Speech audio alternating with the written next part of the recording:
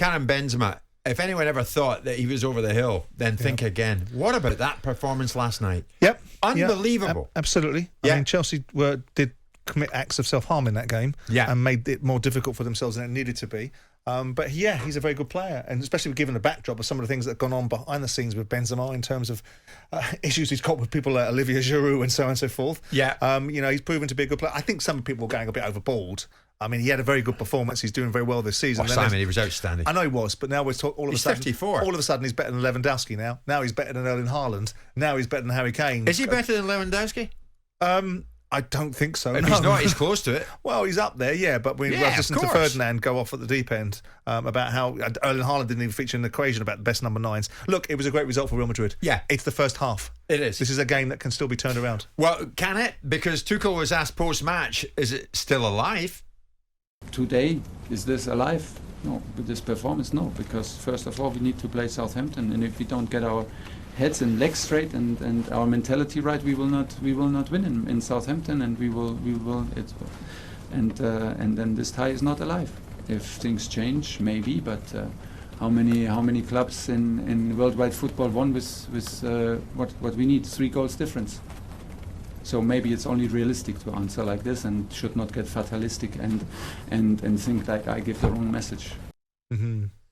Yeah, I mean, I'm slightly baffled by that. So he brings the Southampton match into the equation and says it's pretty much dependent on what happens down at St Mary's as to what will happen in Madrid. Is it? Yes, he's having a direct swipe at the players and their approach to the games, because he said this tie is over based upon this performance, which is the performance of the players isn't acceptable. And if this performance is going to be replicated against Southampton, then we are in a groove, and that groove is going to be difficult to get out of because we need to change the direction. We've been poor against Brentford. We didn't turn up there.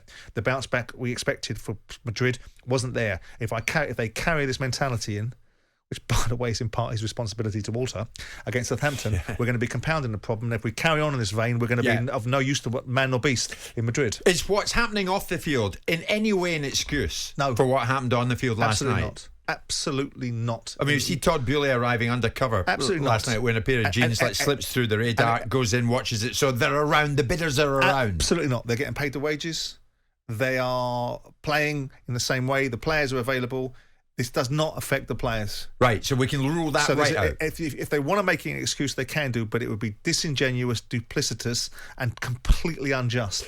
They can do their jobs. It's got nothing to do with them, what's happening with Abramovich. Let's then focus on the playing side of things. Why is it that the Lukaku situation developed into something of a nightmare? Still no start, comes off the bench, misses a sitter.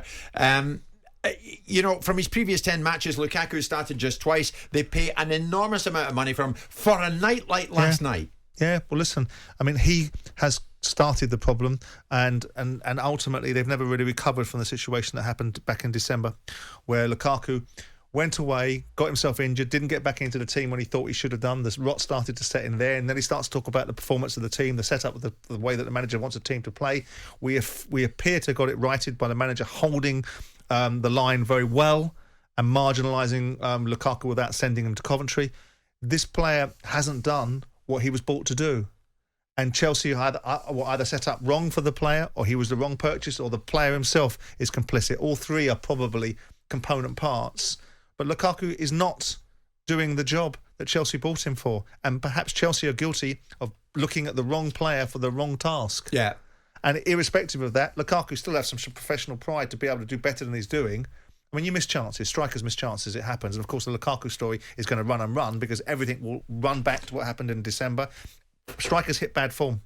Harry Kane was nowhere near it at the beginning of the season. Lukaku's been nowhere near it for 3 or 4 months, and it's coincidental it runs alongside him flapping his gums in an inappropriate fashion. But the point is, Simon, they didn't buy Lukaku for games against the likes of Middlesbrough. Yeah, they did. With all due respect. Yeah, they did. They bought Lukaku to win the Premier League, and not against games Middlesbrough. Like Middlesbrough and Luton? No, they bought him for games. They bought him for last night. True, but those games, if they get to the FA Cup final, win the FA Cup final, it might save Tuchel's bacon, because we're in a dangerous territory for Tuchel. Would it? If it comes, Real Madrid's gain might be Crystal Palace's loss.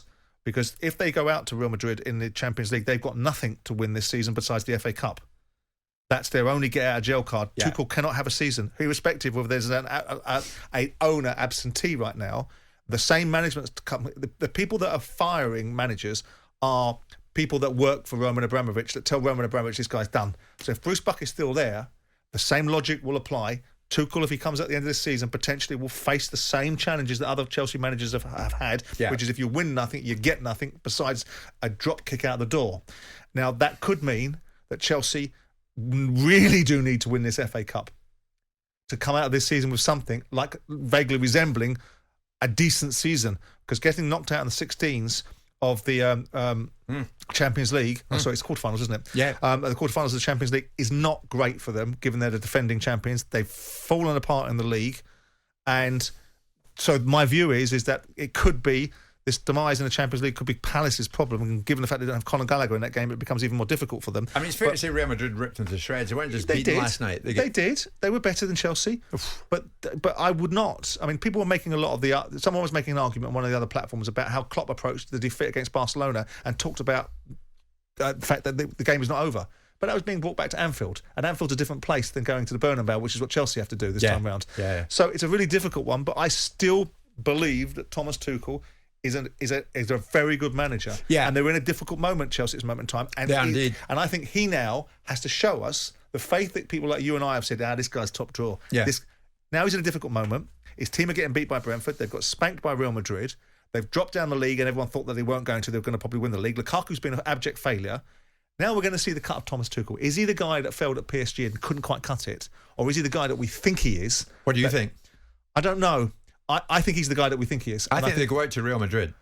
I think on the balance of probability, wow, what a bold prediction that is, but I think so. On the balance of probability, but I would never put anything past him because I think he's tactically very, very adept. Okay, so many messages flying in. Earlier on I said Mashiri's on the move today. He is. Somebody's saying to me there, Jim, did you say he's going to Liverpool? No, I didn't say he's going to Liverpool. Don't know where he's going, but he was travelling earlier on. We're travelling this morning. Flying, in fact. It's 11 o'clock. Jim White and Simon Jordan. Monday to Friday mornings from 10 on AM, on DAB, via the talkSPORT app and on your smart speaker. talkSPORT.